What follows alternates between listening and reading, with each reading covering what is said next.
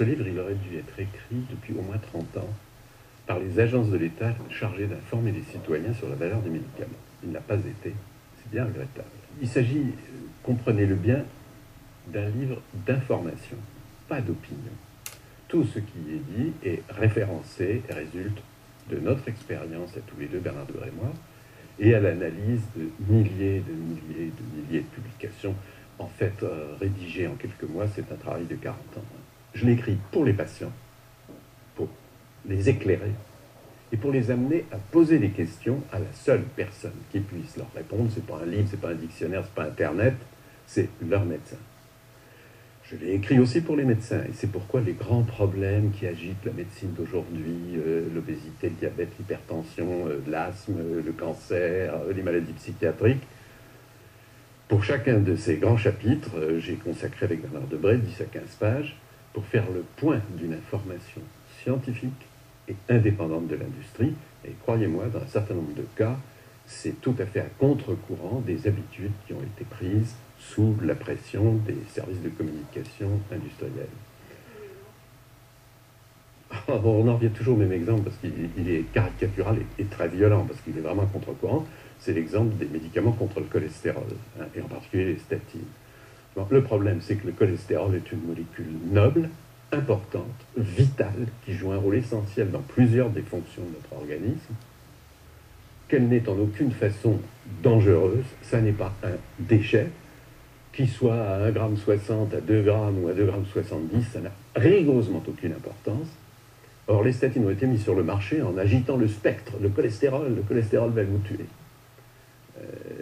Le cholestérol n'a aucun rôle dans aucune pathologie.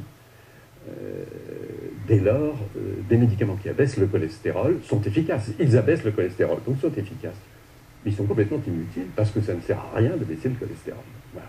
Les choses sont simples. On est devant un médicament qui coûte à la France 2 milliards par an, qui est avalé par 3 à 5 millions de Français. À chaque instant, ça varie en fonction de l'heure du temps.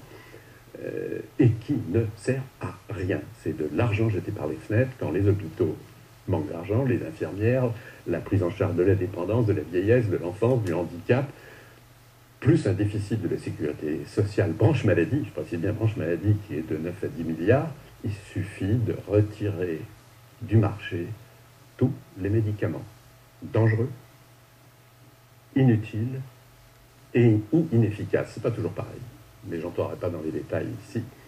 Mais au total, le seul fait d'assainir ce qu'on appelle la pharmacopée, l'ensemble des médicaments, et de faciliter l'implantation des génériques en France, qui est freinée comme dans aucun autre pays.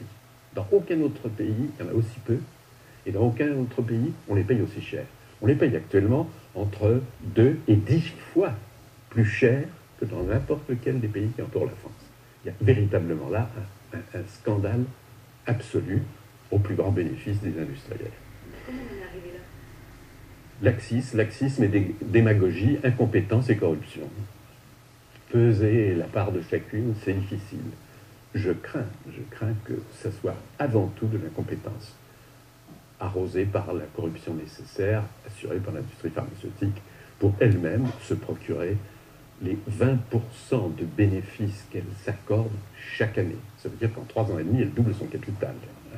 Et elle le quadruple en 7 ans. L'industrie pharmaceutique est la plus lucrative, la plus cynique, la moins éthique de toutes les industries, de tous les domaines réunis. Et ça se passe dans le domaine de la santé, ça me paraît 2 fois plus grave.